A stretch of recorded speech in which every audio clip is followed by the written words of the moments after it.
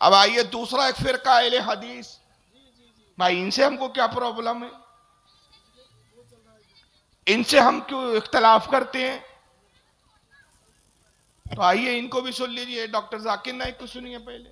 بھائی صاحب نے پوچھا کہ بت پرستی غلط ہے، ان کے مذہب میں بھی غلط ہے، ہمارے مذہب میں بھی غلط ہے، آپ بت کو الٹا پوجو یا سیدھا پوجو، تو مذہب کو پوجنا صحیح ہے کیا نہیں؟ وہ آپ کا سوال تھا۔ بھائی صاحب نے اچھا سوال کیا۔ بھائی صاحب نے پوچھا ہے کہ بت پرستی غلط ہے تو مزار کو الٹا پوجو کہ کھڑا پوجو، بت پرستی غلط ہے۔ جاہل سے کوئی پوچھے کہ مزار کو پوجتا کون ہے؟ یہ مزار کو پوجنا کہہ رہا ہے، سنیے پھر سے۔ بت پرستی غلط ہے، ان کے مذہب میں بھی غلط ہے، ہمارے مذہب میں بھی غلط ہے، آپ بت کو الٹا پوجو یا سیدھا پوجو، تو مذہب کو پوجنا صحیح ہے کیا نہیں؟ وہ آپ کا سوال تھا۔ مزار پہ جانا صحیح ہے کیا غلط ہے؟ بھائی صاحب نے بہت اچھا سوال پوچھا، اسی لیے میں کہتا ہوں کہ اسلام کو جاننے کے لیے مسلمان کو مت دیکھو، قرآن اور حدیث کو دیکھو۔ قرآن میں کہیں بھی نہیں لکھا ہوا ہے کہ مزار بناؤ، یہاں تک کہ اللہ کے رسول محمد صلی اللہ علیہ وسلم نے کہا کہ کوئی بھی قبر پکی نہیں ہونا چاہیے، اگر پکی ہے تو اس کو زمین سے نشر کرنا چاہیے۔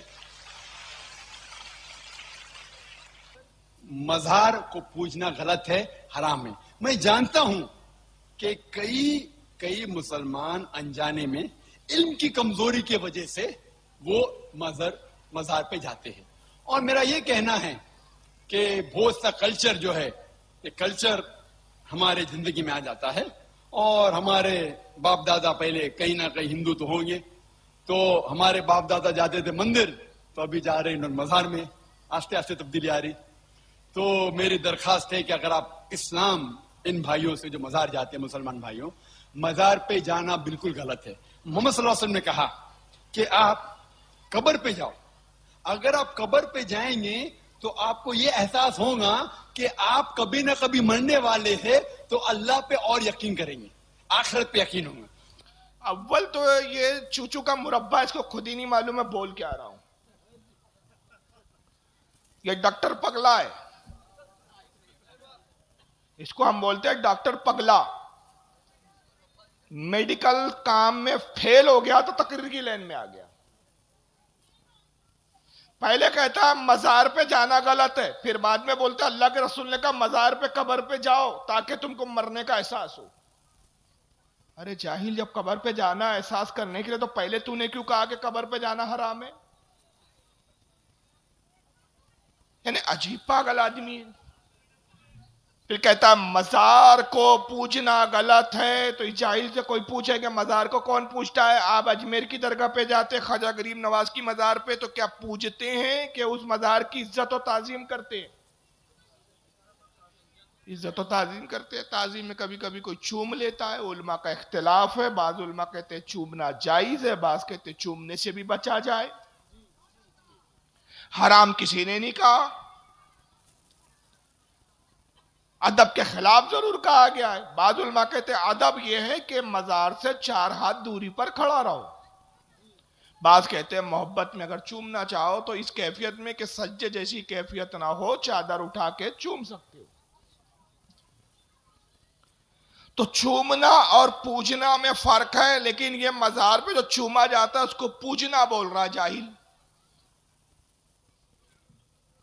تو یاد رکھیے مزار کو کوئی پوچھتا نہیں۔ آج تک مجھے کوئی مسلمان ایسا نہیں دکھا کہ جو غریب نواز کی مزار پہ جائے اور گھنٹی بجا کے کہہ رہا اوم نمو نمو معین الدین چشتی، آرتی اتار رہا ہو، سجدے کر رہا ہو، خدا کہہ رہا ہو، ایشور کہہ رہا ہو، میں نے تو نہیں دیکھا ایسا۔ پھر کہتا ہے کہ بہت سا کلچر آپس میں مکس اپ ہو جاتا ہے۔ ہمارے باپ دادا پہلے کہیں نہ کہیں ہندو رہے ہوں گے، پہلے وہ جاتے تھے مندر، اب جا رہے ہیں مزار۔ دھیرے دھیرے تبدیلی آ رہی ہے۔ اس خبیث سے کوئی پوچھے کہ مندر اور مزار میں تجھے فرق نظر نہیں آتا؟ کیا تجھے بیوی اور بہن ایک جیسی دکھتی ہے؟ کیا بہن اور بیوی میں تجھے فرق نظر نہیں آتا؟ ماں اور بیٹی میں تجھے فرق نظر نہیں آتا؟ کہ عورت بول کے سب کے ساتھ چلا جاتا ہے تو؟ اشارہ کر رہا ہوں، سمجھ لو۔ تجھے شرم نہیں آتی ابے جو مندر ہے وہاں اللہ کی لعنتیں اترتی ہے، اور جہاں اللہ کا ولی ہوتا ہے وہاں رحمتیں اترتی ہے. اور کہتا ہے کہ ہمارے باپ دادا کہیں نہ کہیں ہندو تھے، وہ پہلے جاتے تھے مزار، اب جا رہے، پہلے جاتے تھے مندر، اب جا رہے مزار. آہستہ آہستہ تبدیلی آ رہی ہے. تو مزار پر جانا غلط ہے، مزار پہ جانا جائز نہیں، درست نہیں، حرام ہے. اگر مزار پہ جانا حرام ہے تو معاذ اللہ یہ فتویٰ تو بہت دور تک گیا، رسول اللہ تک پہنچا. اس لیے کہ صحیح مسلم کی حدیث ہے کہ آقا صلی اللہ تعالی وسلم جب معراج پہ تشریف لے جا رہے ہیں تو جبریل علیہ السلام نے ایک مقام پہ رکوایا، کہا کف یا محمد، محمد ٹھہریے. آقا نے کہا کہ جبریل کیوں رکوا رہے ہو؟ یا رسول اللہ یہ موسیٰ علیہ السلام کی قبر ہے، زیارت کرتے ہوئے چلیے. سفر معراج پر آقا جا رہے ہیں، اللہ سے ملاقات کے لیے جا رہے ہیں، لیکن حضرت موسیٰ کی مزار کی زیارت کر رہے ہیں. اور صحیح مسلم کی حدیث کے الفاظ ہے کہ آقا فرماتے مررت علی قبر موسیٰ وہو قائم یصلی، میں نے موسیٰ کی قبر کو دیکھا تو موسیٰ کھڑے ہو کر نماز پڑھ رہے تھے. گویا حضور نے یہ بھی بتا دیا کہ جو اللہ کا مقبول ہوتا ہے، جو صاحب مزار ہوتا ہے، وہ اپنی قبر میں زندہ ہوتا ہے، مردہ نہیں ہوتا. لیکن اس جاہل کو مزار اور اس میں کوئی فرق نظر نہیں آ رہا. اور اس سے بڑا ایک اور جاہل ہے ہندوستان میں، یہ مولوی جرجیس، اس کو سن لیا. فرق اتنا ہے، دلیل کیا ہے؟ تم کھڑی مورتی کی پوجا کر رہے ہو، وہ پڑی مورتی، ایک پڑی مورتی کی ایک کھڑی مورتی کی. یہ شنکر بھگوان کی مورتی ہے، یہ بڑے پیر صاحب کا یا نظام الدین اولیاء کا مزار ہے، یہ احمد رضا خان کا مزار ہے. یہ کھڑی مورتی ہے، یہ پڑی ہے. جو کام اس پہ ہو رہا ہے وہی کام تو اس پہ بھی ہو رہا ہے، ورنہ مجھے بتا دو.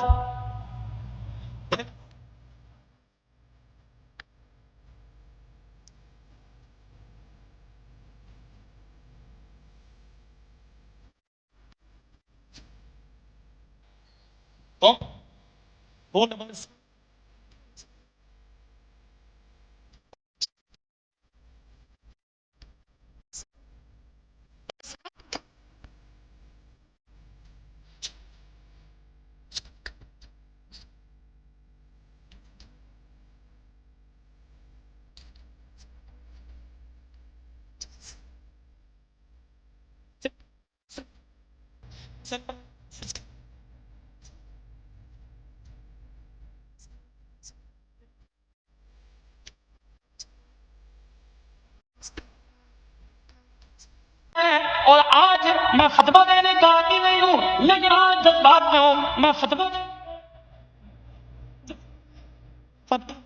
جاتا ہوں. میرے پیارے ساتھی،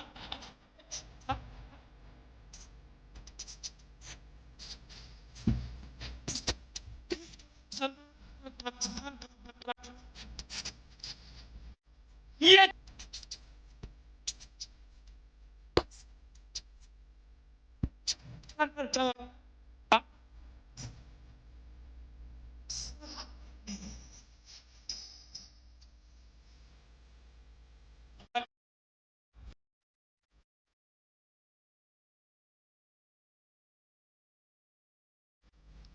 یہ جاہل زمانہ کیا کہہ رہا ہے کہ پوری ویڈیو سن لیا آپ نے.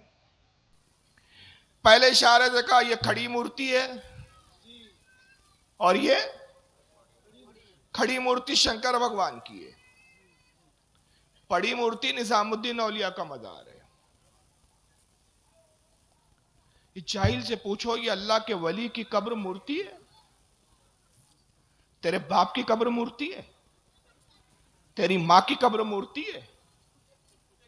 جن باپ دادا، جن ملاؤں مولویوں کو تم مانتا ہے وہ مرتے تو قبر بناتے ہیں، تم لوگ کے مورتی بناتے ہیں ان کی. ان حرام خوروں کو قبر اور مورتی میں فرق ہی نہیں معلوم. یہ بزرگان دین کی مورتی کو، شنکر کی قبر کو معاذ اللہ مورتی کہے، शंकर की मूर्ति से उसको तशबीह दे, और जाकिर नाइक जैसे वो, नहीं यार, तारिक जमील जैसे जाहिल आके कहते एक दूसरे के लिए गुंजाइश रखो,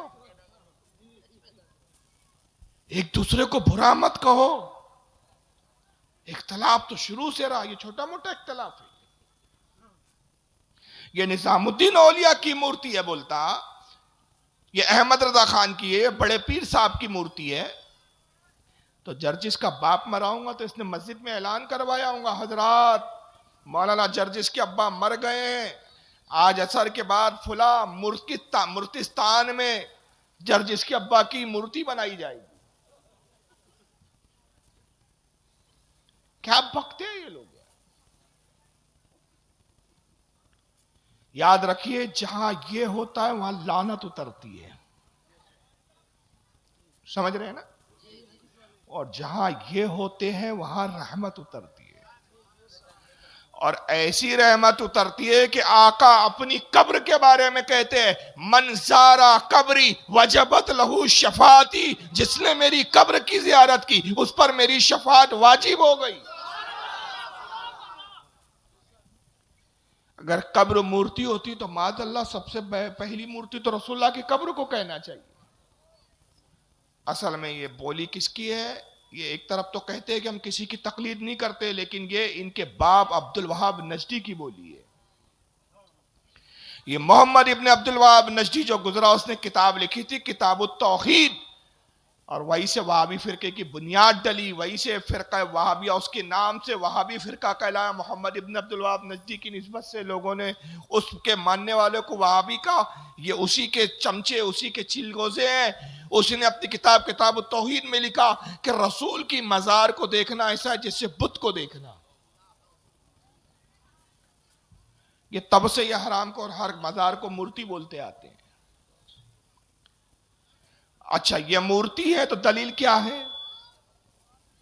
दलील हदीस नहीं है इसके पास, दलील में कुरान की एक आयत नहीं है, ये अपनी सड़ी हुई अकल दौड़ा रहा है। और सड़ी हुई अकल दौड़ा के कहता है कि ये मूर्ति इसलिए कि जो काम यहां हो रहा है वही काम यहां हो रहा है। अगर हिंदू मूर्ति पर चुंदरी चढ़ाए तो काफिर, तुम कब्र पे चादर चढ़ाओ तो कैसे मुसलमान? इस हरामखोर से पूछे कि कब्र पे चादर चढ़ाना कैसे शिरक है? अगर शिरक है तो क्या तू अल्लाह की कोई कब्र है जहां चादर चढ़ाता है? अल्लाह मरने से पाक, उसकी कब्र नहीं। याद रखिए, चादर कब्र पर ही चढ़ाई जा सकती है, खुदा पर नहीं। यह तो तौहीद का फर्क है। हिंदू चुंदरी चढ़ाए तो काफिर, तुम मजार पे चादर चढ़ाओ तो पक्के मुसलमान। वो मूर्ति को गुस्ल देकर उसका पानी पिए तो कहे कि ये तो बड़ा पवित्र है, तुम कब्र को गुस्ल दे के पानी पियो और कहो ये जमजम से ज्यादा बेहतर है। वो इसके सामने खाना रखे तो कहे प्रसाद है, तो मूर्ति के सामने खाना रखो तो कहो तबर्रुक है। जो काम यहां हो रहा है वही काम यहां हो रहा है। और फिर कहता है मैं फतवा देने का आदी नहीं हूं, मगर आज जोश में हूं। होश खो दिया उसने जोश में। मैं फतवा देने का आदी नहीं, लेकिन आज जोश में हूं तो ये फतवा दिए जा रहा हूं। हम भी तो ये कहते कि तुम फतवा होश में देते कब हो? जोशी में देते हो। फतवे होश में दिए जाते हैं, जोश में नहीं। और ये जोश में फतवा देके जा रहा है कि अगर तुम चुंदरी चढ़ाने के, चादर चढ़ाने के बाद, कब्रों पे फूल डालने के बाद, कब्रों पे खाना रखने के बाद, कब्रों को गुस्ल देने के बाद अगर तुम जन्नती हो, मुसलमान हो, तो हिंदुस्तान का 60 करोड़ हिंदू भी एक एक करके जन्नत में चला जाएगा। 60 करोड़ हिंदू जन्नत में जाएगा, इसके बाप की जन्नत है, ये ले जाएगा एक एक को।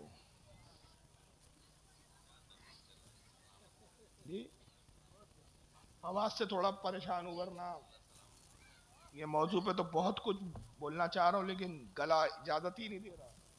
आप लोग सुन रहे मेरी इस मकरू आवाज को, मैं आपका ममनून हूं।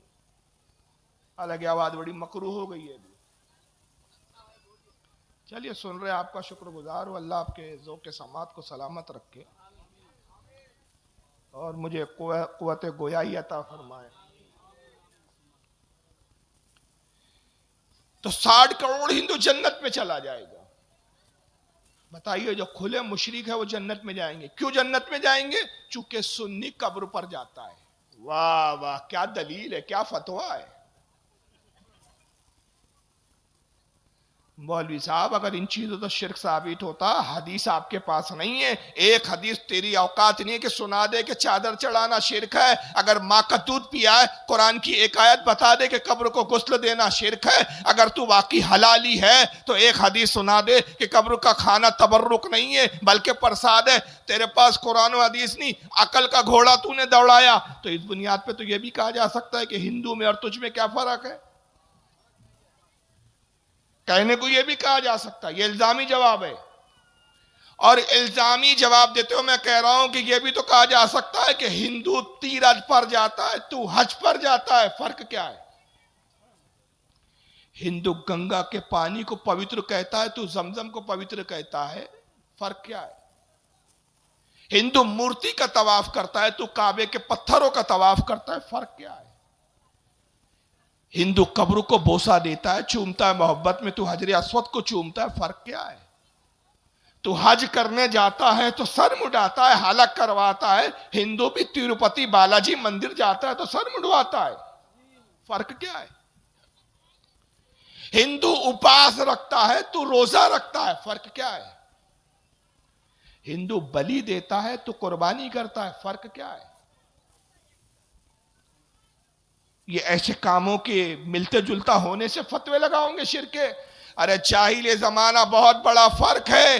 ہندو جن مورتیوں کے ساتھ یہ سلوک کرتا ہے وہ نہ معبود ہے نہ خدا کے پسندیدہ ہے، اور سنی جن ولیوں کے ساتھ یہ سلوک کرتا ہے وہ اللہ کے محبوب اور مقبول ہے۔ اور دونوں میں فرق یہ ہے سب سے بنیادی کہ ہندو اپنی مورتی کے ساتھ یہ کرتا ہے تو وہ معبود سمجھتا ہے، سنی کسی ولی کو اپنا معبود اور خدا نہیں سمجھتا، وہ اللہ کا پسندیدہ سمجھتا ہے، محبوب سمجھتا ہے۔ اور اگر اتنی بھی بات جرجس کو سمجھ میں نہ آئے تو پھر اسی کے لب و لہجے میں کہتا ہوں، اس کے چاہنے والوں کو برا نہیں ماننا چاہیے پھر، کیونکہ جرجس صاحب نے کہا کہ آج میں جوش میں ہوں، تو کبھی کبھی جوش میں آ جاتے ہیں اور ان کو فرق نظر نہیں آتا۔ پھر دو الگ الگ چیزیں، ایک شرک ہے اور ایک جائز ہے، جائز اور شرک میں فرق نہیں کر پاتے جرجی صاحب جوش میں۔ تو کل ایسا نہ ہو کہ بہن بھی گھر میں بیٹھی ہے، بیوی بھی بیٹھی ہے، جوش میں اور بیوی کو بہن سے کہا فرق کیا ہے؟ بیوی اور بہن سے مخاطب ہو کے کہا تم دونوں میں فرق کیا ہے؟ عورت تو بھی ہے، عورت تو بھی ہے، بال تیرے بھی لمبے ہیں، بال تیرے بھی لمبے ہیں، تو بھی شلوار فراق پہنتی ہے، تو بھی شلوار فراق پہنتی ہے، بچہ تیرے سے بھی پیدا ہو سکتا ہے، بچہ تیرے سے بھی پیدا ہو سکتا ہے، تو ایک بچہ تجھ سے لوں گا، ایک بچہ تجھ سے لوں گا، آخر فرق کیا ہے؟ تو عقل مند آدمی بولیں گا ارے جاہل، بیوی سے بچہ حاصل کریں گا تو نیکوکار کہلائیں گا، اور بہن کے ساتھ بدکاری کریں گا تو حرام کار ہو جائے گا۔ دیکھنے میں اگرچہ دونوں عورتیں ہیں مگر فرق ہے، ایک حلال ہے ایک حرام ہے۔ اسی طرح مورتی کے ساتھ محبت کا سلوک کرنا شرک ہے، اور ولیوں کے ساتھ محبت کا سلوک کرنا اللہ کی رضا کا سبب ہے۔ یہ فرق ہے۔ مگر جن کی آنکھوں میں نجد کا چشمہ چڑھا ہوا ہو آنکھوں کے سامنے، ان حرام خوروں کو شرک اور کفر کے علاوہ کیا نظر آئے گا؟ اور اس پر جھوٹ بھی بولتے ہیں یہ لوگ، ایسے ایسے جھوٹ بولتے ہیں کہ پوچھئے مت۔ یہ ایک جھوٹے مکار کو سنتے چلیے آپ، اس کا نام ہے شیخ مکی، اور میں اس کو کہتا ہوں شیخ مکھی، کیونکہ اس کی حرکت حرام خور کی مکھی جیسی ہے۔ ذرا سنیے۔ کہتے جی کہ بریلویوں کا کون کون سا عقیدہ شرک والا ہے؟ پہلے دیکھیے جھوٹ کہاں بول رہا ہے، کہاں بیٹھا ہے معلوم ہے آپ کو؟ بولیے۔ حرم میں بیٹھا ہے کعبے میں، مغرب بعد درس دیتا ہے یہ، اور حرم میں بیٹھ کر جھوٹ بولتا ہے، شرم نبی خوف خدا یہ بھی نہیں وہ بھی نہیں. دیوبندی ہے، شیخ مکھی نام ہے، شیخ مکھی کہتا ہوں میں اس کو. بتائیے حرم میں کعبے کے سامنے بیٹھ کر جھوٹ بولنا ابلیسی کا کام ہو سکتا ہے؟ بلکہ میں تو کہتا ہوں ابلیس بھی شرما جائے، دانتوں میں انگلی دبا کے کہے میری اولادو تم نے مجھ سے زیادہ ترقی کر لی ہے. اتنا کھلا جھوٹ تو میں نے بھی بولنے کی ہمت نہیں کی، اور وہ بھی حرم میں. دیکھو حرم میں کیا بولتا ہے. کہتے جی کہ بریلویوں کا کون کون سا عقیدہ شرک والا ہے؟ پہلے مجھے یہ بتاؤ ان کا کون کون سا عقیدہ توحید والا ہے؟ وہ تم بتا دو، شرک والا میں بتا دیتا ہوں. اگر قبروں پہ سجدہ کرنا یہ توحید والا عقیدہ ہے، قبروں پہ طواف کرنا یہ توحید والا عقیدہ ہے، ہر سال بزرگوں کا عرس منانا، عرس جانتے ہو کیا ہوتا ہے؟ عرس ہوتا ہے شادی، یعنی اللہ سے ہر سال شادی کراتے ہیں. عرس جانتے ہو کیا ہوتا ہے؟ عرس ہوتا ہے شادی، یعنی اللہ سے ہر سال شادی کراتے ہیں. عرس جانتے ہو کیا ہوتا ہے؟ جس ولی کا عرس مناتے ہیں نا، یہ اس کی اللہ سے شادی کراتے ہیں. لگتا ہے اس کی ماں کے پاس ابلیس گیا تھا تب یہ پیدا ہوا. یہ اپنے باپ کی اوریجنل، مجھے پرواہ نہیں ہے، یہ ویڈیو نیٹ پہ جاتی ہے، وہاں بھی سینے پیٹتے ہیں، چیختے ہیں، سانپ لوٹتے کہتے ہیں، گالی بکتا ہے گالی بکتا ہے. ابے تم سے زیادہ مجھ سے زیادہ پڑھے لکھے نہیں ہوں، LLB کر کے بیٹھا ہوں، لیکن ایسے حرام خوروں کے لیے ایسی ہی زبان استعمال کرنی پڑتی ہے. مجھ سے زیادہ لٹریٹ نہیں ہو تم، میری فیملی سے زیادہ پڑھی لکھی فیملی نہیں ہے، میرے گھر میں ڈاکٹرز بھی ہے، انجینئرز بھی ہے، وکیل بھی ہے، پوری فیملی پڑھی لکھی ہے، میں خود لائر ہوں. لیکن یہ حرام خوروں کی ایسی زبان سننے کے بعد مجھے مجبوراً بولنا پڑتا ہے ایسا. اور تمہاری بے غیرتی، تم یہ نہیں دیکھتے کہ تمہارا ملا حرام میں بیٹھ کے جھوٹ بولتا ہے، تہمت لگاتا ہے، تمہیں وہ نظر نہیں آتا، لیکن جب میں سخت جملے بولتا ہوں وہ نظر آتا ہے تم کو. گالی بکتا ہے تو گالی نہیں تو کیا یہ عزت کے لائق ہے؟ یہ حرام خور جو کعبے میں بیٹھ کے سنیوں پہ تہمتیں لگائے، جھوٹی بکواسات کرے، یہ عزت کے لائق ہے؟ شکر مناؤ کہ یہ دور ہے تو گالی بک رہا ہوں، سامنے ہو تو جوتے مارو اس بڈھے کو. تو اس کو تو ننگا کر کے مارنا چاہیے حرام خور کو کہ تجھے شرم نہیں آتی؟ حرم میں کعبے میں بیٹھ کے تو جھوٹ بولتا ہے. کس ولی کی عرس میں تم یہ عقیدہ رکھتے ہو کہ اس بزرگ کا ہم اللہ سے نکاح کروا رہے، شادی کروا رہے؟ بولو یار. غریب نواز کا عرس ہوتا ہے تو یہ عقیدہ رکھتے ہو کہ غریب نواز کی اللہ سے شادی ہو رہی ہے؟ آج معاذ اللہ. ان حرام خوروں کو عرس کا مطلب تک نہیں معلوم. عرس عربی زبان کا لفظ ہے، فارسی میں بھی استعمال ہوتا ہے. عرس عربی میں کہتے ہیں اور اسی کو فارسی میں کہتے ہیں شادی. مگر شادی کا مطلب یہ نہیں ہوتا نکاح. نکاح اور شادی میں فرق ہے. شادی کے معنی ہوتے ہیں خوشی کا دن، اسی سے لفظ بنا شادمانی، مسرت کا دن، خوشی کا دن. ہم کہتے ہیں فلاں بزرگ کا عرس ہے، یعنی فلاں بزرگ کے آج شادی کا دن ہے، خوشی کا دن ہے، مسرت کا دن ہے، شادمانی کا دن ہے. اب آپ کہیں گے یہ کیا پاگل ہو گئے یار سنی لوگ، اس بزرگ کا انتقال ہوا، وہ تو غم کا دن ہے، غم کے دن کو تم خوشی کا دن کہتے ہو، شادی کا دن کہتے ہو، عرس کا دن کہتے ہو.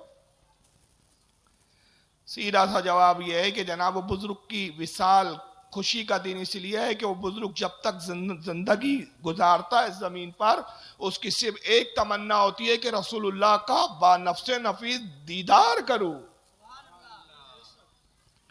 اور جب اس بزرگ کا انتقال ہوتا ہے، اپنی قبر میں جاتا ہے، سوالات ہوتے ہیں.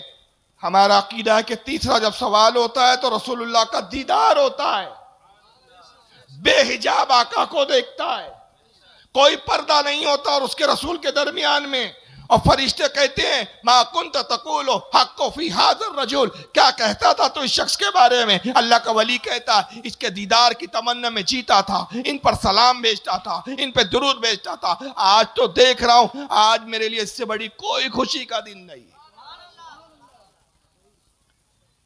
اس لیے اس دن کو ہم بطور یادگار مناتے ہوئے کہتے ہیں کہ یہ آج عرس کا دن ہے، اس بزرگ کی خوشی کا دن، کہ آج ان کی تمنا پوری ہوئی کہ آج ہی کے دن انہوں نے رسول اللہ کو بے حجاب بغیر کسی پردہ کے روبرو دیکھا، آقا سے ان کی ملاقات ہوئی۔ یہ ہے اس کا مطلب۔ لیکن یہ بدبخت کیا کہہ رہا ہے؟ نہیں، شادی مناتے ہیں۔ ایک علاقہ ہے ہمارے مہاراشٹر میں، شولاپور، وہاں ایک بار جلسہ ہوا، بہت بڑا میدان تھا، بہت بڑے میدان میں جلسہ تھا، سوال و جواب کا سیشن ہوا۔ میں نے وہاں ویڈیو دکھایا، جلسے کے بعد ایک بدعقیدہ وہابی مجھ سے کہتا ایک ویڈیو لے کر آیا موبائل میں، کہتا کہ فاروق صاحب وہاں مجمع بہت زیادہ تھا، اگر میں کچھ پوچھتا تو آپ کے لوگ مجھے مارتے پیٹتے۔ میں نے کہا ایسا ہوتا نہیں ہے، میں نے تو جلسے میں اعلان کر دیا تھا کہ جس کو جو پوچھنا ہے پوچھ لو، میں جواب دینے کے لیے یہاں بیٹھا ہوں، اور آپ کے سامنے بھی اعلان کر رہا ہوں جس کو جو سوال پوچھنا وہ سوال کر لے۔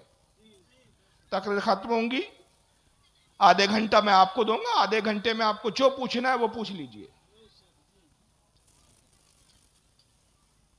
تو کہنے لگا کہ شادی کا عقیدہ ہے آپ لوگوں کا، اللہ سے شادی کراتے یہ عقیدہ ہے، آپ اس سے انکار نہیں کر سکتے، ہمارے مولوی شیخ مکی نے جھوٹ نہیں بولا۔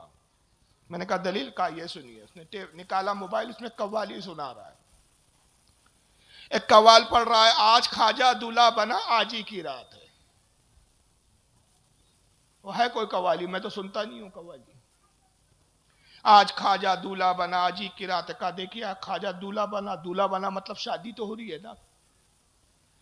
ارے میں نے کہا دولہا کے بھی معنی ہوتے خوشی کا دن، وہ شخص جس کا خوشی کا دن ہو، اور اگر دولہا سے مراد تم یہ لے رہے ہو کہ یہ دولہا بنا تو معاذ اللہ نعوذ باللہ استغفر اللہ اللہ سے نکاح ہو رہا ہے اس کا، تو پھر مجھے اس کا جواب دو کہ حدیث پاک میں ہے، صحیح مسلم کے اندر، صحیح مشکات کے اندر، یہ حدیث ہے مشکات شریف کے اندر، کہ آقا فرماتے ہیں کہ جب مردہ قبر میں رکھ دیا جاتا ہے تین سوال ہوتے ہیں، مومن ہوتا ہے، مومن سے بھی سوال ہوتے ہیں، کافر سے بھی ہوتے ہیں۔ جب کافر سے پوچھا جاتا ہے، بے ایمان سے پوچھا جاتا ہے کہ تیرا رب کون ہے، من ربوں کا، وہ کہتا ہے لا ادری، میں نہیں جانتا، ما دینوں کا، تیرا دین کیا ہے، وہ کہتا ہے لا ادری، مجھے نہیں معلوم۔ جب تیسرا سوال ہوتا ہے رسول اللہ کے بارے میں کیا کہتا تھا، وہ کہتا ہے لا ادری، میں نہیں جانتا یہ کون ہے۔ فرشتے کہتے ہیں کہ تجھ پر افسوس کہ تو دنیا میں رہا، نہ خدا کو جانا، نہ دین کو جانا، نہ رسول کو جانا، جہنم کی کھڑکی کھولی جاتی ہے، جہنم کی ہوائیں آنا شروع ہو جاتی، عذاب مسلط ہو جاتا ہے۔ یہ حدیث ہے؟ بولے ہے۔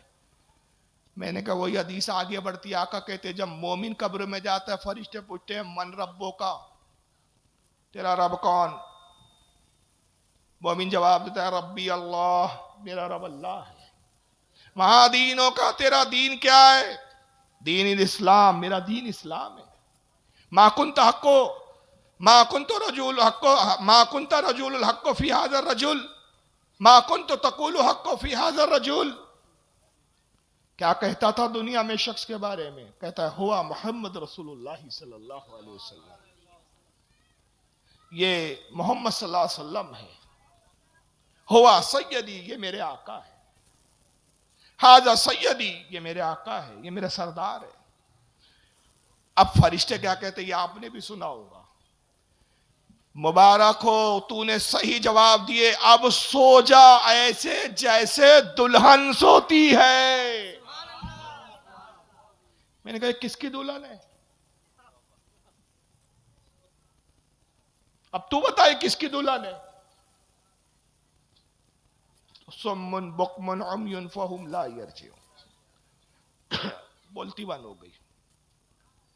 میں نے کہا مولوی صاحب یہاں دلہن کے بھی معنی یہ ہے کہ سو جا ایسے کہ جیسے دلہن کے لیے آج خوشی کا دن ہوتا ہے، تیرے لیے بھی آج ویسا ہی خوشی کا دن ہے کہ تو کامیاب ہو گیا۔ تو بہرحال یہ تہمتیں اور یہ جھوٹی باتیں لگانا اس جماعت کا شیوا ہے، لیکن خود ان کے عقیدے کیا ہے؟ بات توحید پہ چل رہی تھی، اور طارق جمیل کے بقول گنجائش رکھی ایک دوسرے کے لیے. آئیے اسی موضوع پر چل رہے ہیں ہم. اب دیکھیے ذرا ان کو، یہ مولوی معراج ربانی، سنیے ان کا عقیدہ کیا ہے. اہل حدیث ہے یہ. ساؤنڈ بھائی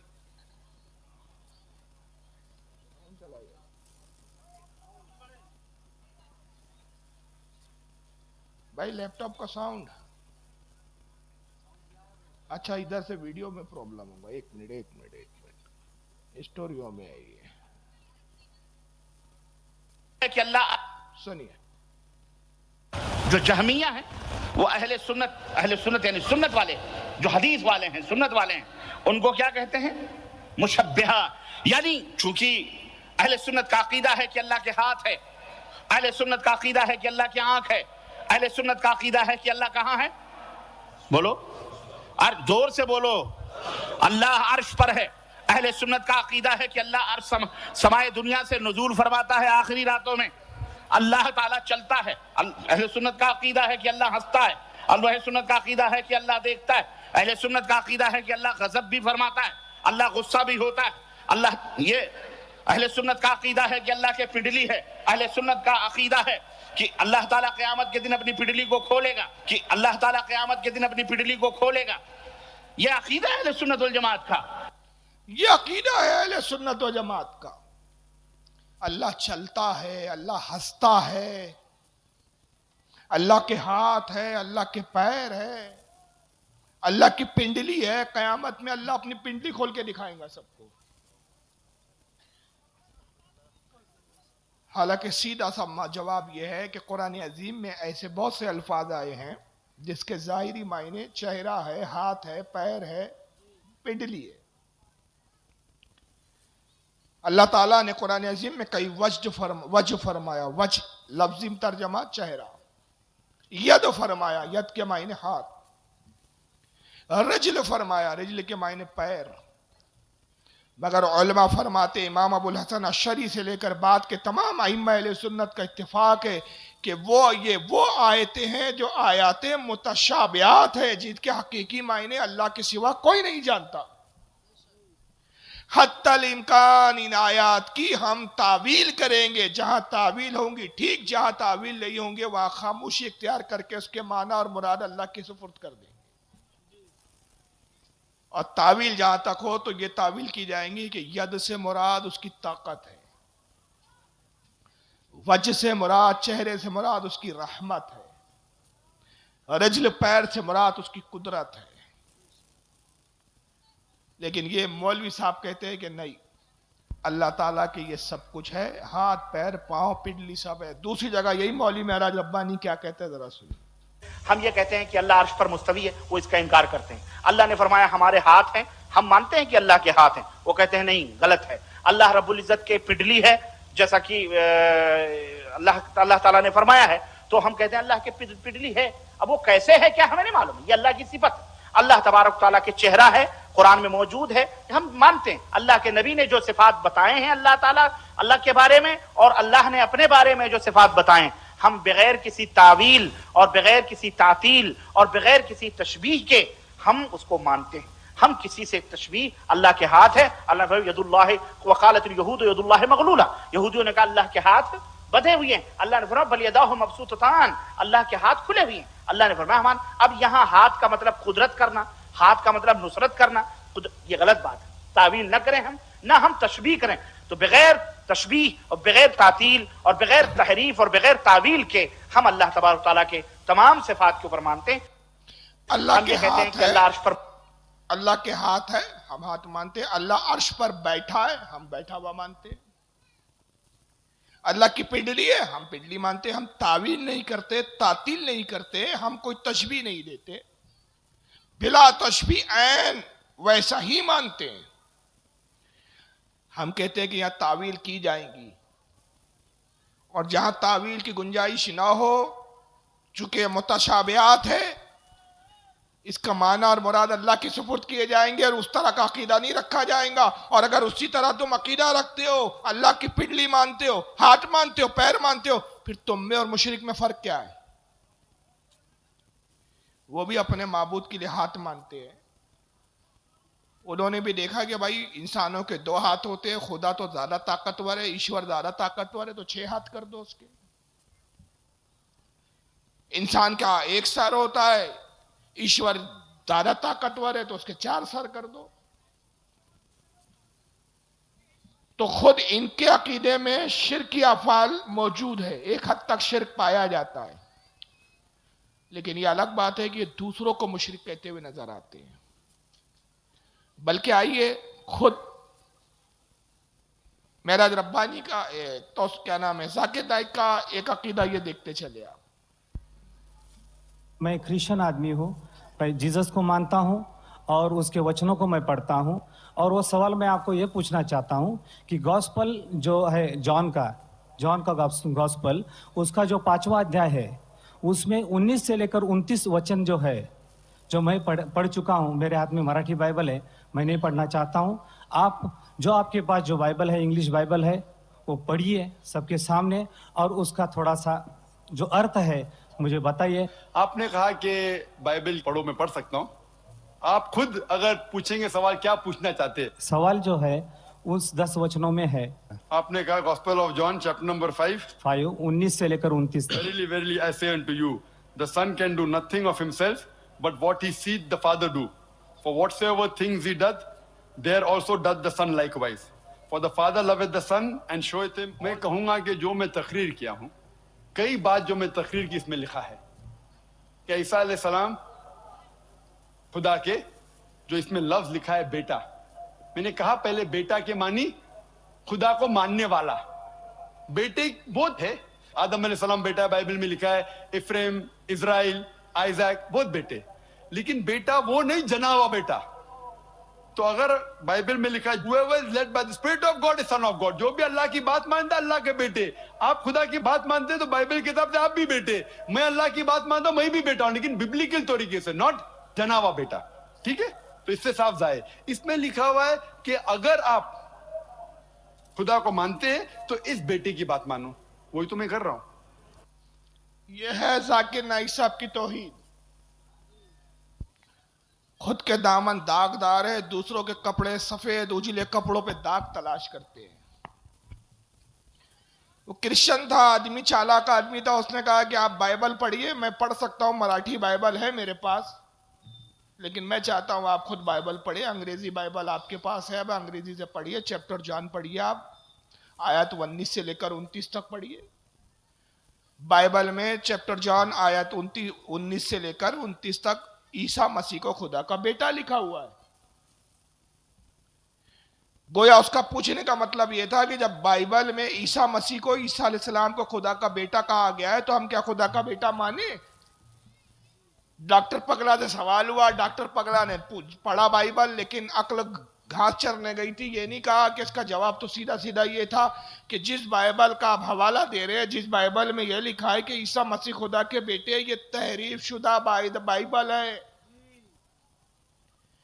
ये बाइबल में तहरीफ हुई ईसा खुदा के बेटे नहीं है। और उस तहरीफ का शुभ सबूत हमारे कुरान में मौजूद है कि जब ईसाइयों ने खुदा का बेटा कहा तो अल्लाह ने आयतें नाजिल की और बताया कि महबूब इन्होंने बाइबल को बदल दिया। खुदा तो वो है कि लम यलिद वलम यूलद, ना उसने किसी को जना, ना वो किसी से जना गया, उसकी कोई औलाद नहीं, कोई बेटा नहीं। और ईसा मसीह के जुमलों को अल्लाह रब्बुल इज्जत ने कुरान अजीम में बयान फरमाया कि ईसा जब पैदा हुए, अभी 6 दिन के थे, पैदाइश 6 दिन हुए थे, माँ बाप था नहीं आपका, पाक मरियम से पैदा हुए। मरियम, हज़रत मरियम रदी अल्लाह ताला अन्हा जब कौम में ले आई तो कौम ने इल्जाम लगाया, कहा कि मरियम में कहां से लाई है, तो पाक दामन कहलाती है, तेरे खानदान में किसी ने आज तक बदकारी नहीं की है, कहां से तूने बच्चा ला लिया? मरियम ने कहा जवाब ये बच्चा देगा। कहा ये दूध पीता बच्चा कैसे जवाब दे सकता है? कहा अल्लाह की कुदरत से यही देगा, इसी से पूछो। قوم نے پوچھا ہے کہ بچے بتا تیرا باپ کون ہے؟ تو عیسیٰ مسیح نے کیا کہا؟ انی عبداللہ اتانی الکتاب وجعلنی نبیا. کہے لوگوں میں اللہ کا بندہ ہوں. سب سے پہلے کہا انی عبداللہ، میں اللہ کا بندہ ہوں، میں اللہ کا بیٹا نہیں ہوں. اتانی الکتاب، اللہ نے مجھے کتاب عطا کی. وجعلنی نبیا، مجھے نبی بنا کر بھیجا. میں اللہ کا نبی بن کر آیا ہوں. میں اللہ کی قدرت سے پیدا کیا گیا ہوں. جب یہ قرآن میں آیتیں نازل ہوئی، نجران کے پادریوں نے رسول اللہ کو مناظرے کا چیلنج کیا. کیا ذاکر نائک نے پڑھا نہیں ہے؟ اور نے کہا کہ اے محمد تم کیسے یہ عیسیٰ مسیح کے خدا کا بیٹا ہونے کا انکار کرتے ہو؟ مناظرہ کریں گے ہم اس پر. رسول اللہ نے ان کی مناظرے کی دعوت کو قبول کیا. نجران ایک علاقہ تھا مدینے سے کچھ دور پر. نجران کے پادری آئے. اس وقت کے عیسائیت کا گڑھ تھا وہ علاقہ. عبد المسیح ان کا سب سے بڑا پادری تھا. مناظرہ شروع ہوا اور انہوں نے کہا محمد آپ عیسیٰ مسیح کو خدا کا بندہ کہتے، بیٹا کیوں نہیں کہتے؟ آپ نے کہا اللہ کی کوئی اولاد نہیں. اور انہوں نے کہا کہ مریم کے بطن سے عیسیٰ پیدا ہوئے. مریم کا شوہر نہیں تھا، مریم نے نکاح نہیں کیا. تو ظاہر ہے کہ جب مریم کا کوئی مرد نہیں تھا، کوئی شوہر نہیں تھا، اور یہ تو آپ بھی مانتے ہیں کہ مریم نے کسی مرد کے ساتھ کوئی تعلق قائم نہیں کیا، تو پھر ماننا پڑے گا کہ اللہ ہی عیسیٰ کا باپ ہے. معاذ اللہ، استغفر اللہ. سورہ آل عمران اٹھائیے، مناظرے کی آیتیں نازل ہوتی ہیں. خالق کائنات جواب ارشاد فرماتا ہے، اپنے نبی کو مناظرے کی دلائل بتا رہا ہے. محبوب کہیے ان سے ان مسئلہ عیسیٰ عند اللہ کا مسئلہ آدم. اے محبوب یہ کہتے ہیں کہ عیسیٰ کا باپ نہیں ہے، اس لیے عیسیٰ خدا کا بیٹا ہے. تو ان سے کہو کہ عیسیٰ کی مثال اللہ کے نزدیک آدم کی طرح ہے. آدم کا بھی باپ نہیں ہے، تو کیا آدم کو بھی خدا کا بیٹا کہوں گے؟ بلکہ یہاں تو ماں تو ہے مریم کی، آدم کی تو ماں بھی نہیں ہے.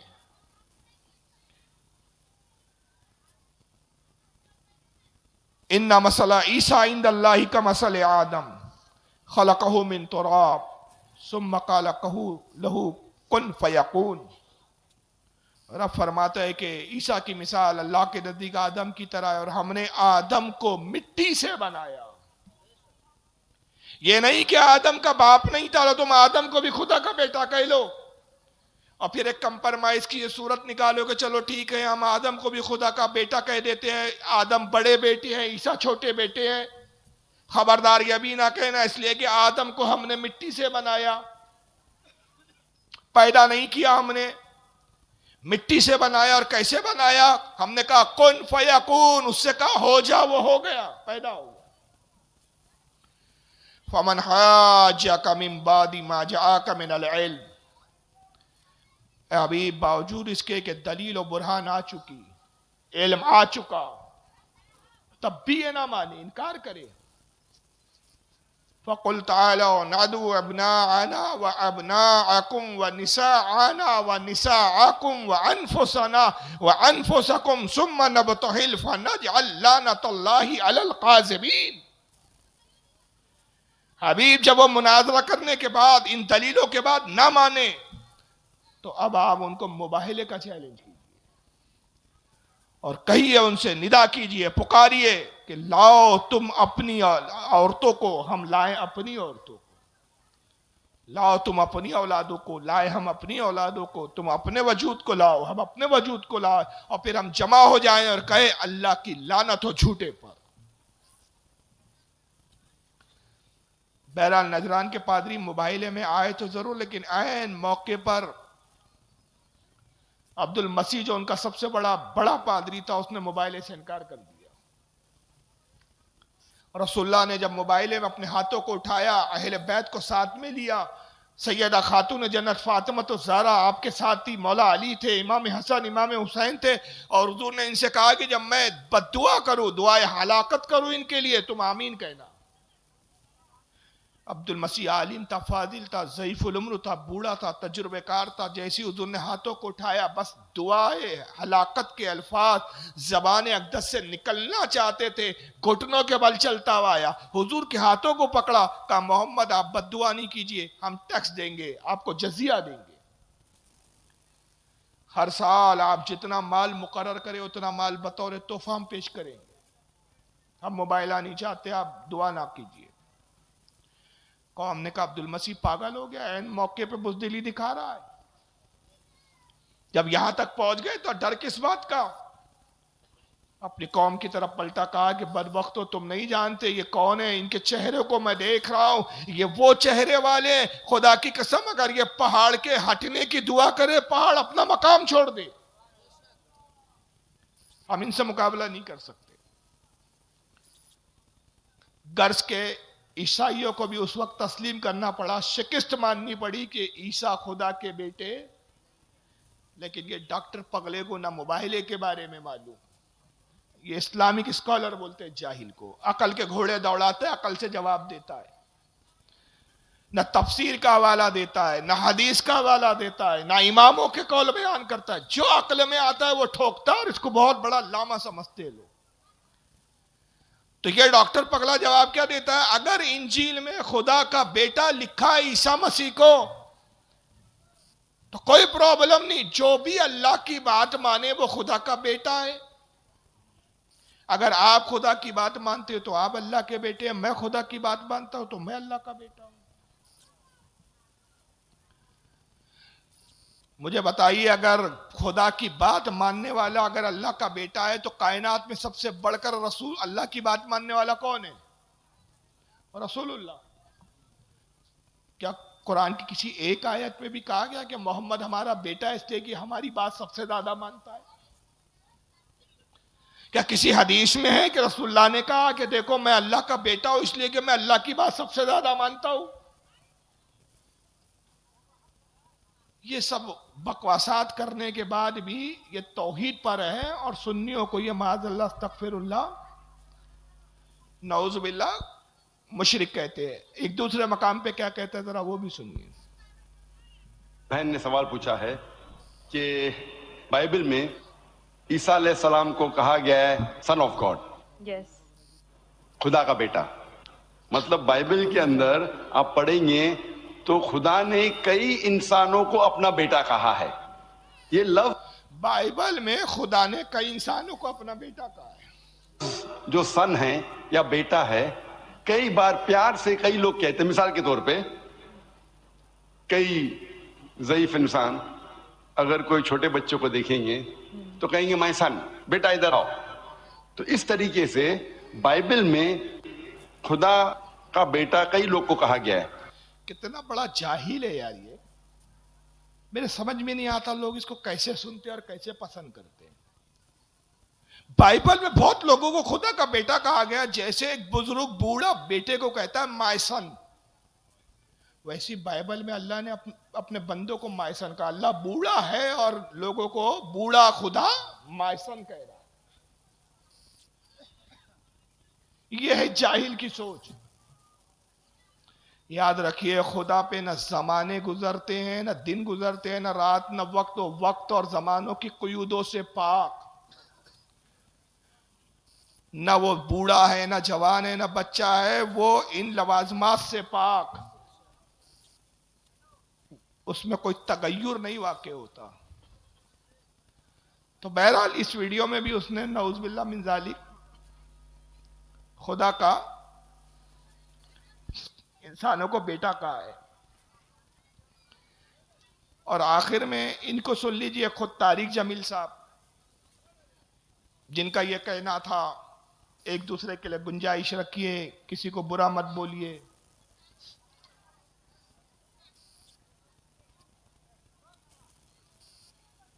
یہ سنیے کہ سب سے چھوٹے جنتی کو 80,000 نوکر ملیں گے. 80,000. لہذا سب کو پلانے والے ہیں، لیکن فرق بتانے کے لیے 3 طرح کے انداز اختیار کیے ہیں. سب سے لو لیول جنتی خود پی رہے ہیں، کافوری شراب ہے، خود پی رہے ہیں۔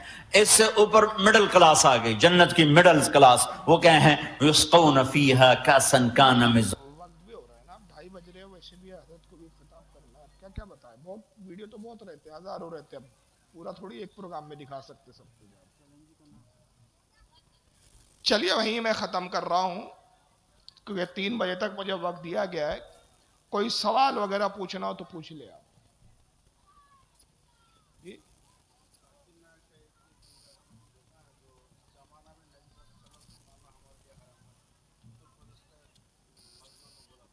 اچھا اچھا، دیکھنا پڑے گا کہاں۔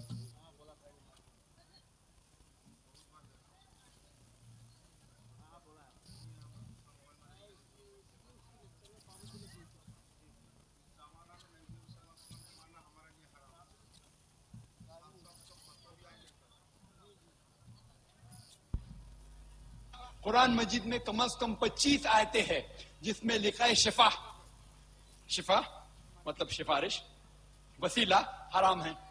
2 آیت میں لکھا ہوا ہے صرف ان کو اجازت ہے جو اللہ تعالیٰ آخرت میں ان کو اجازت دیں گے، محمد صلی اللہ علیہ وسلم آخرت میں۔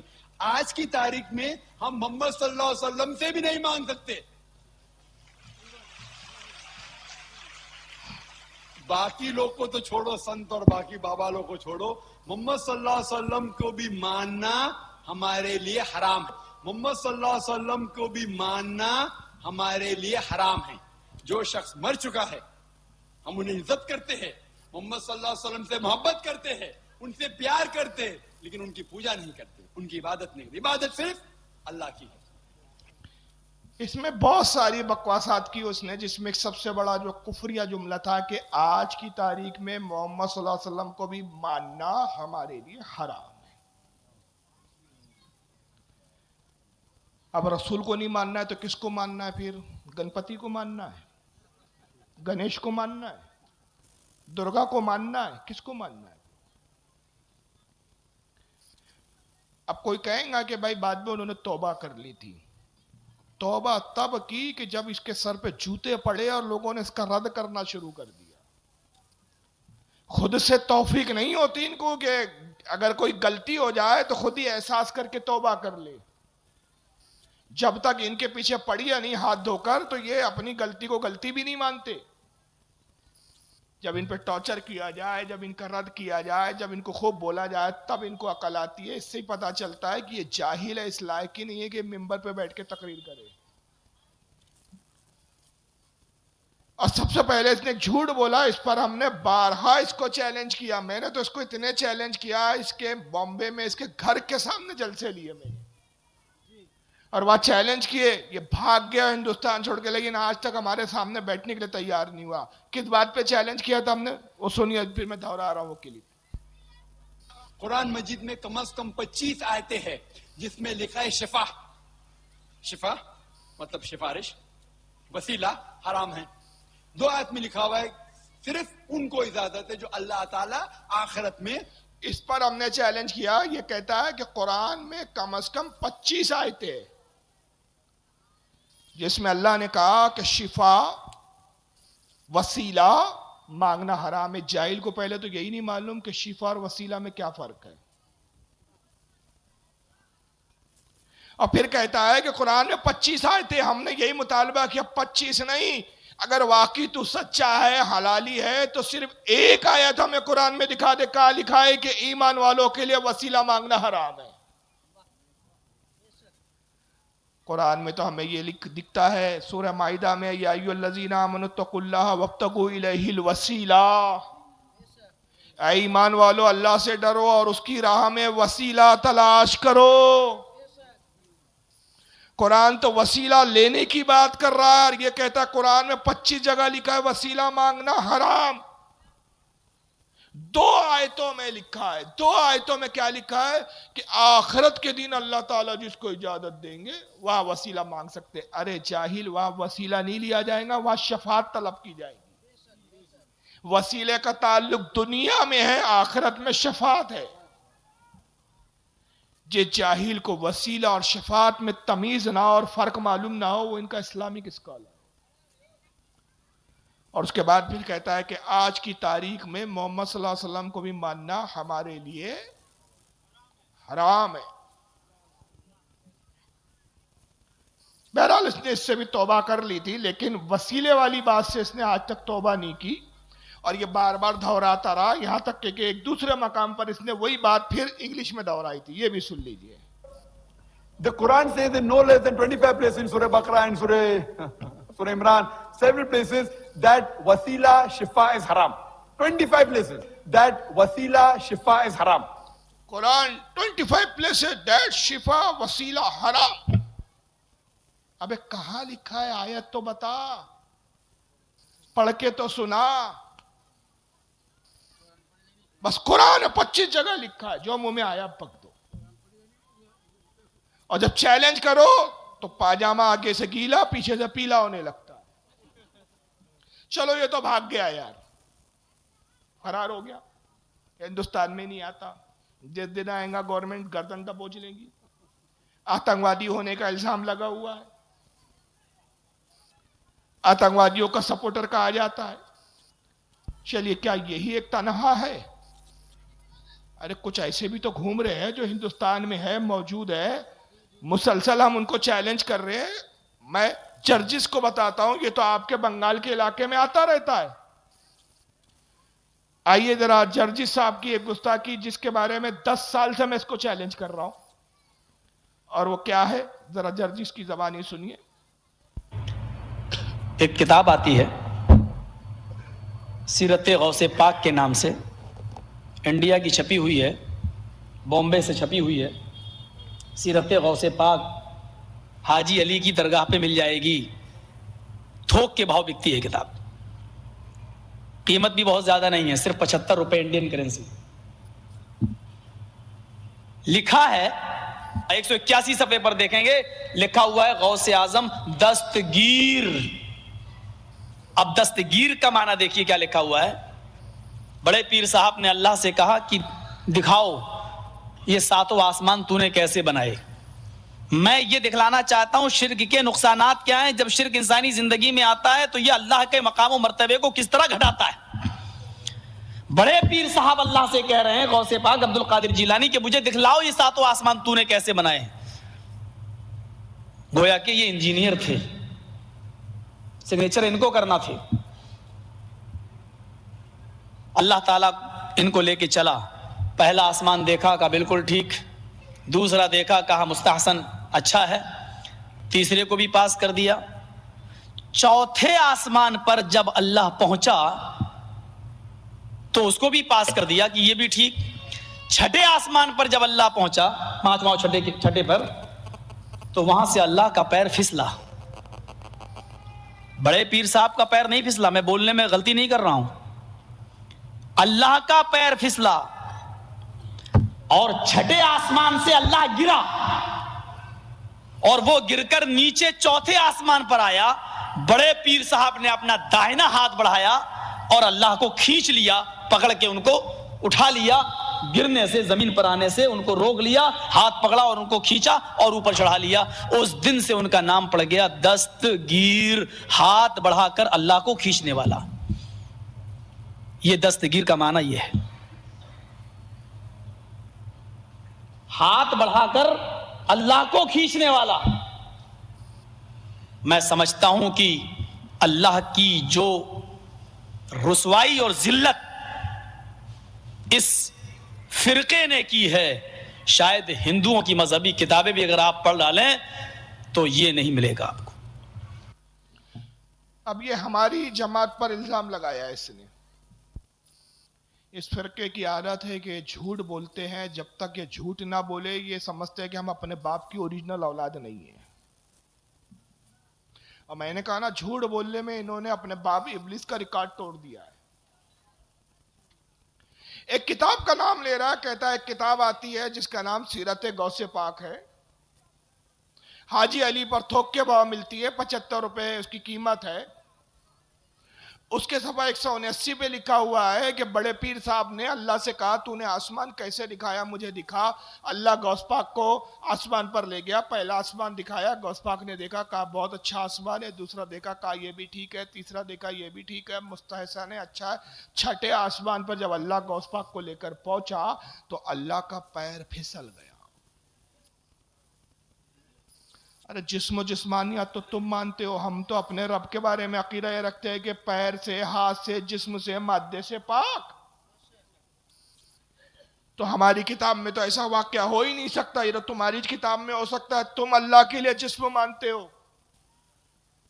अल्लाह का छठे आसमान से पैर फिसला, अल्लाह छठे आसमान से गिरा, गिरते गिरते पांचवा और चौथे आसमान तक आया। तो गौस पाक ने हाथ बढ़ाया और अल्लाह को गिरने से बचा लिया। उस दिन से उनका नाम पड़ गया दस्तगीर, हाथ बढ़ाकर अल्लाह को बचाने वाला। ये दस्तगीर क्या माना है। और फिर बड़े जोश में कहता है कि जो रुसवाई इस फिरके ने की है अल्लाह की, हिंदुओं की मजहबी किताबें भी पढ़ डालो तो वो आपको चीजें नहीं मिलेंगी। मैं सिर्फ एक जवाब देता आ रहा हूं, 10 साल से इससे पूछ रहा हूं कि हरामखोर ये किस किताब में लिखा है, वो किताब दिखा दे। अबे मैंने इसको इतने सख्त सख्त जुमले बोले हैं कि पूछिए मत। अगर एक गैरतमंद आदमी होता ना तो चिल्लू भर पानी में डूब मरता, लेकिन ये बेगैरतों की जमात है ना। इन 10 सालों में आज तक ये किताब दिखाने के लिए तैयार हुआ, और ना इसने रुजू और तौबा की कि भाई मैंने झूठ बोला है, तोहमत लगाई है। और ये तौबा की तौफीक इस फिरके से इसलिए सल्ब कर ली गई है कि ये पूरे फिरके की आदत है कि इनकी मिसाल जंगली सुअर की तरह। जैसे सुअर कतारों में चलते, एक सुअर कीचड़ में गिरता है तो पीछे दूसरा भी गिरता है। अब दूसरा गिर गया तो तीसरा नहीं बचता, तीसरा भी गिरता है। वैसी इनका हाल है। और एक दूसरे से कंपटीशन करते हैं, मुकाबला करते हैं कि तू बड़ा झूठा कि मैं बड़ा झूठा। अब जर्जिस ने एक झूठ बोला, इसमें एक जुमला याद रखिए, इसने कहा अल्लाह कहां से गिरा, छठे आसमान से। यही वाक्य एक दूसरा मौलवी सुना रहा है। अब वो क्या बयान करता है सुनिए, इसका नाम है जावेद रब्बानी, जावेद उस्मान रब्बानी। बहुत मशहूर है पीराने पीर अब्दुल कादिर जिलानी का, मालूम है। हाँ, दस्तगीर, दस्तगीर बहुत मशहूर है। और लोग भी क्या है, बहुत से लोग दस्तगीर रखे हुए भी हैं। तो दस्तगीर है हाथ पकड़ने वाला। और ये लक़ब अब्दुल कादिर जिलानी को कैसे हुआ मालूम है आपको? इसके बारे में वाक़िया लिखते हैं।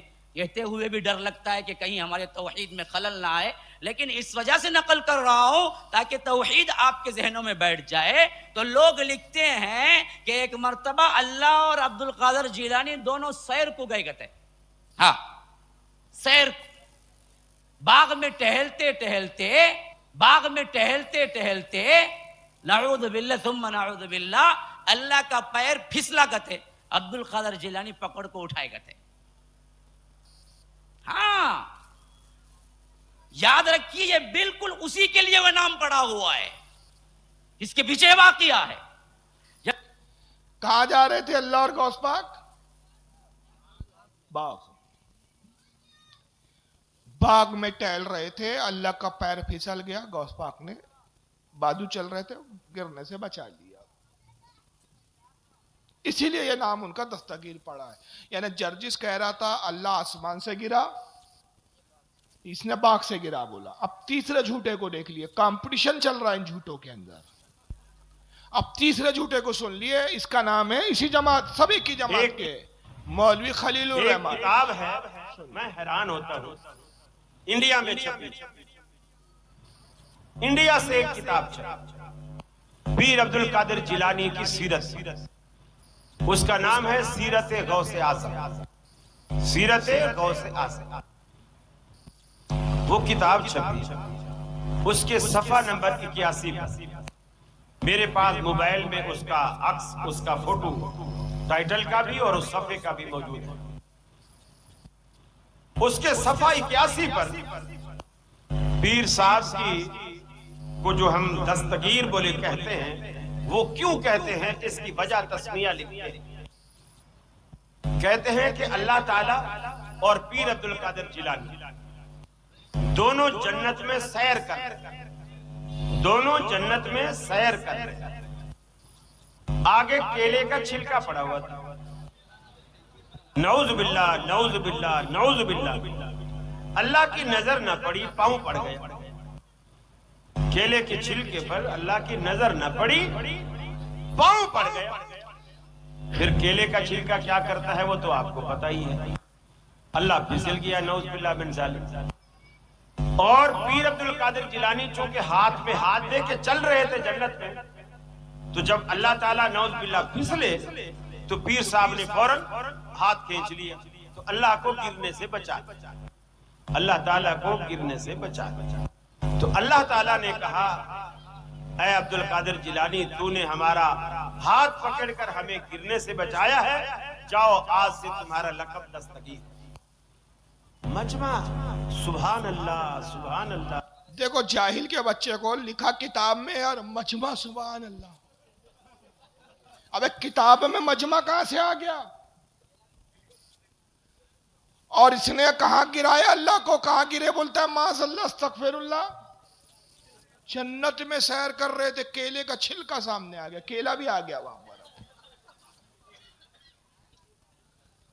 वाकया एक ही है, मगर ये मुल्लाओं में झूठ बोलने का कंपटीशन है, मुकाबला चल रहा है कि तू बड़ा झूठा कि मैं बड़ा झूठा।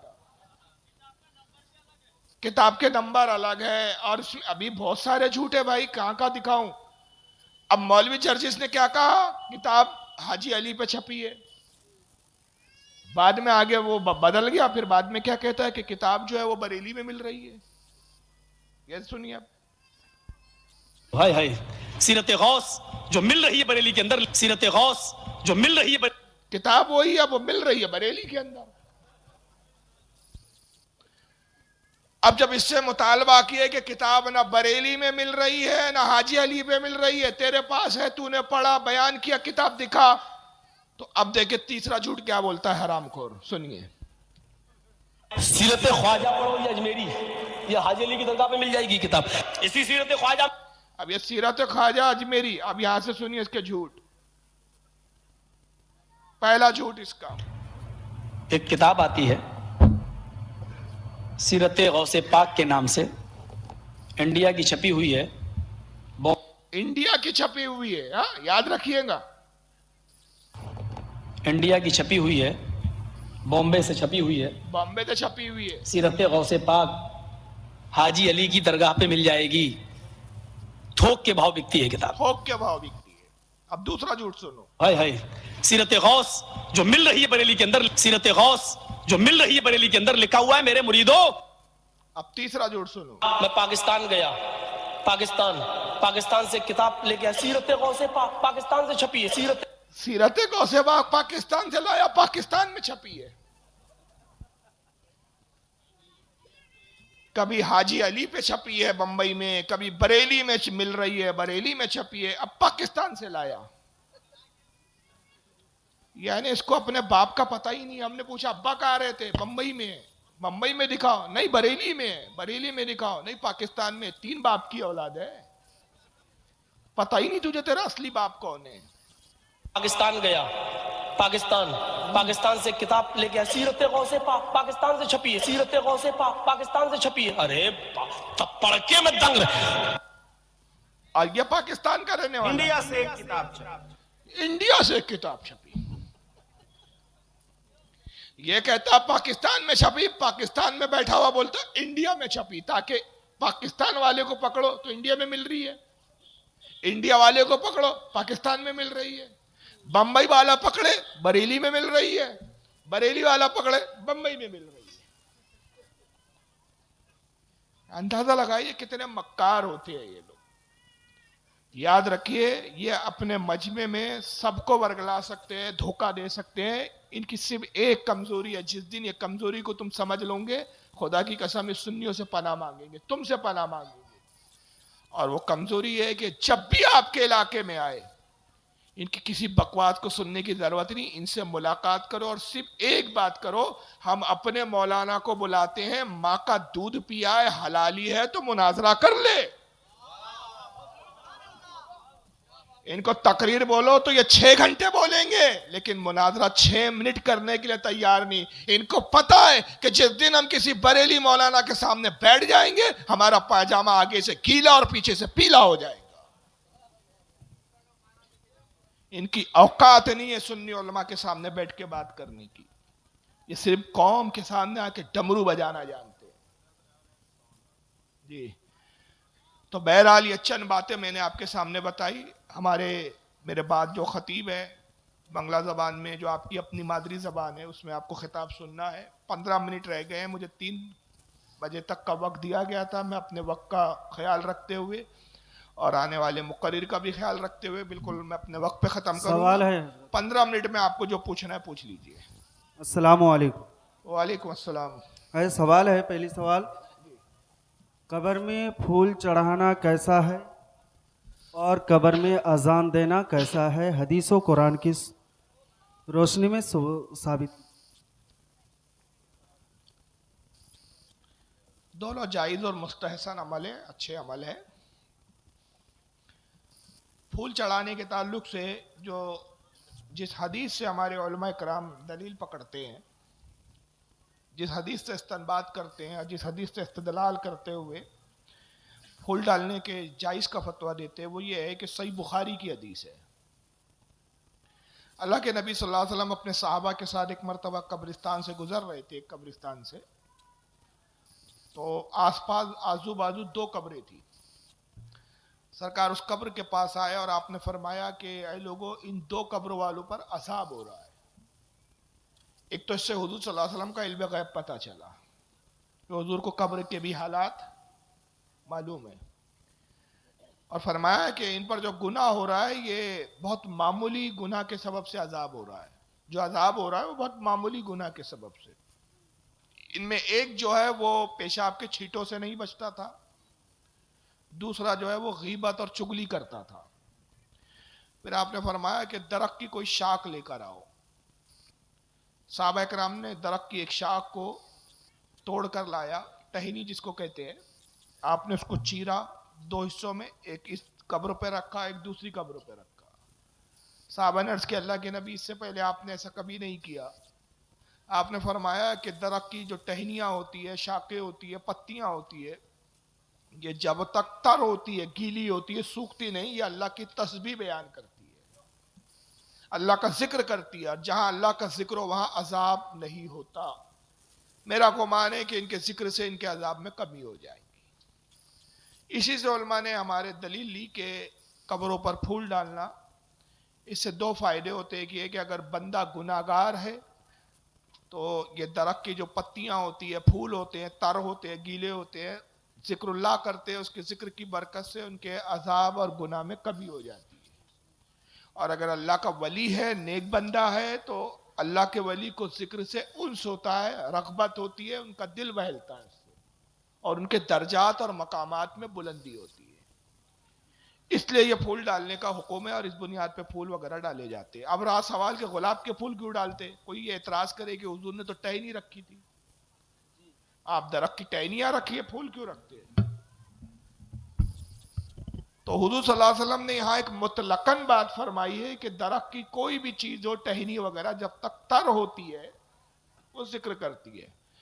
پھول ڈالنے کا معاملہ یہ ہے کہ ایک حدیث پاک میں یہ آیا جس کو امام جلال الدین سیوطی نے الخصائص الکبریٰ میں لکھا ہے، امام عبد الرحمن ابن جوزی نے الوفا میں لکھا ہے، اور بھی بہت سے علماء نے اس کو لکھا ہے کہ حضور جب معراج سے تشریف لا رہے تھے تو آپ کے پسینے کے قطرات سے گلاب پیدا ہوا.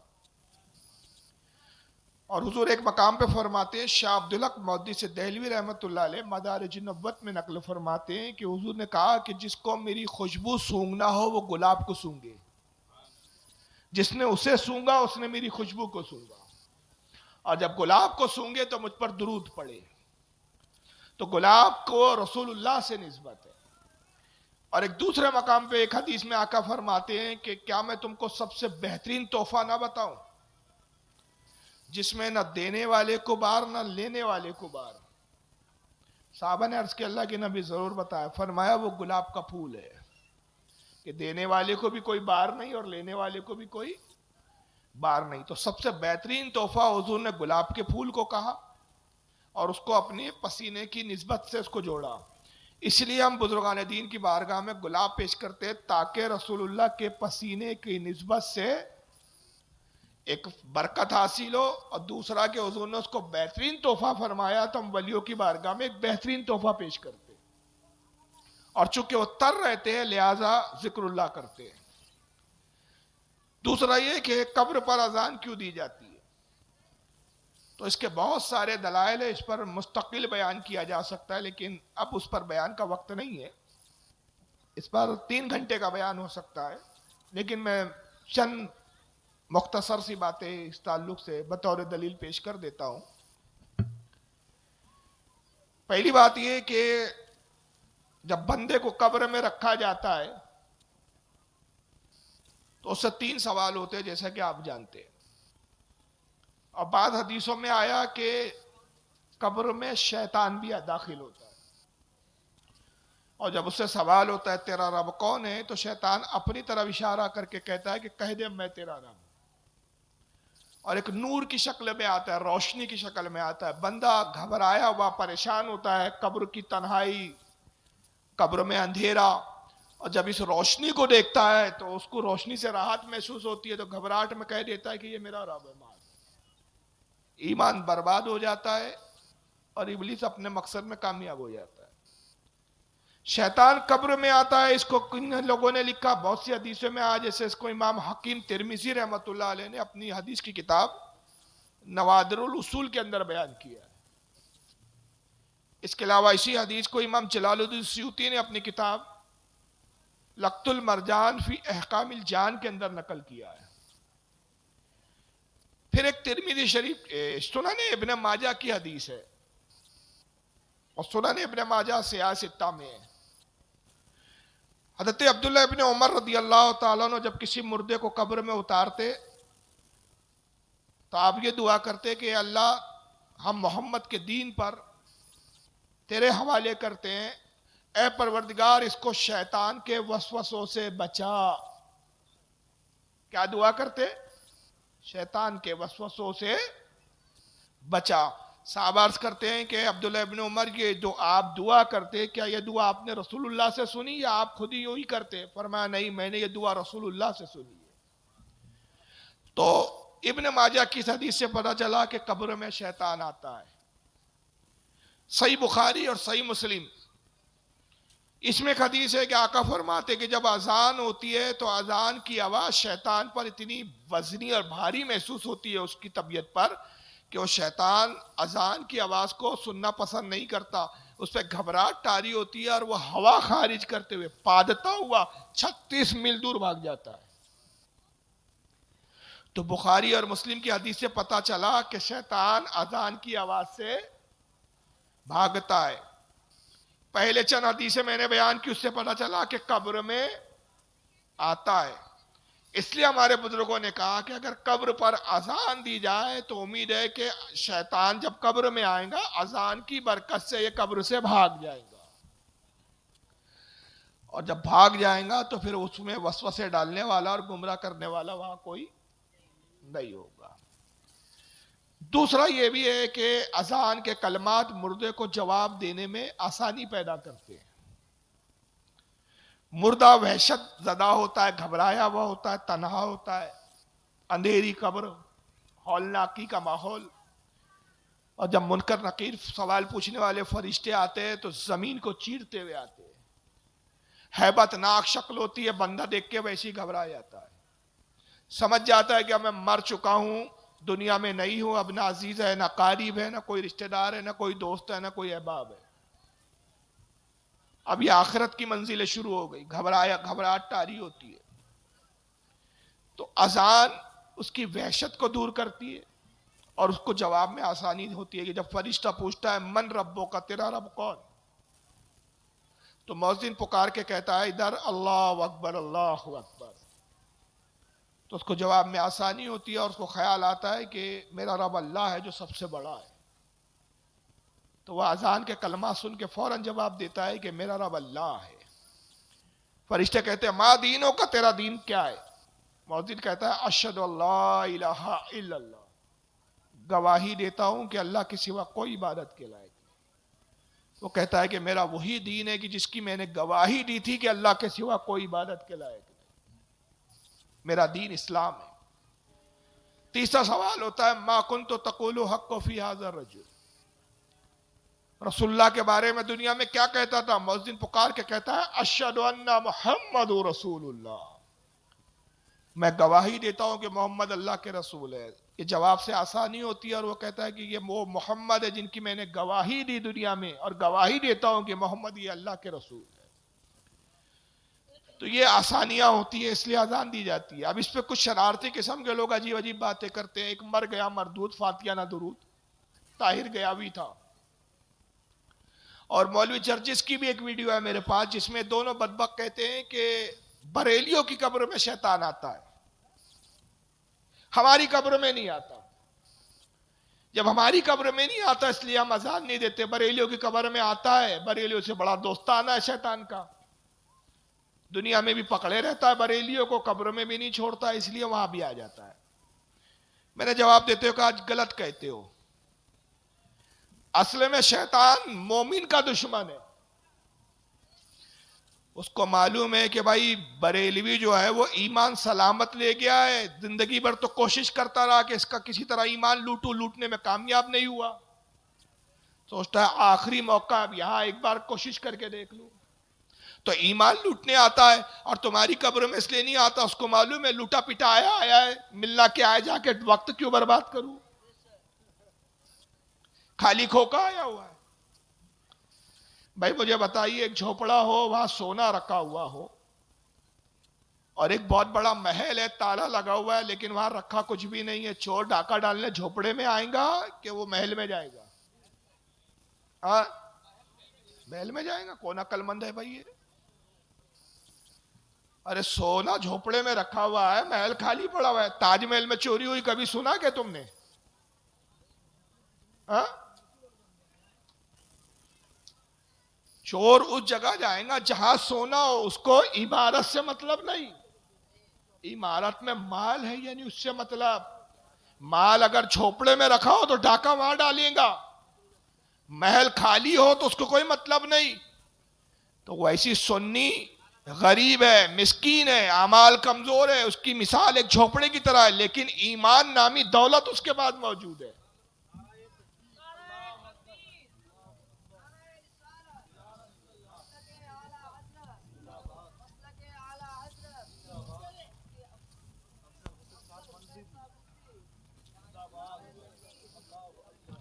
بیٹھیے، تشریف رکھیے، تشریف رکھیے۔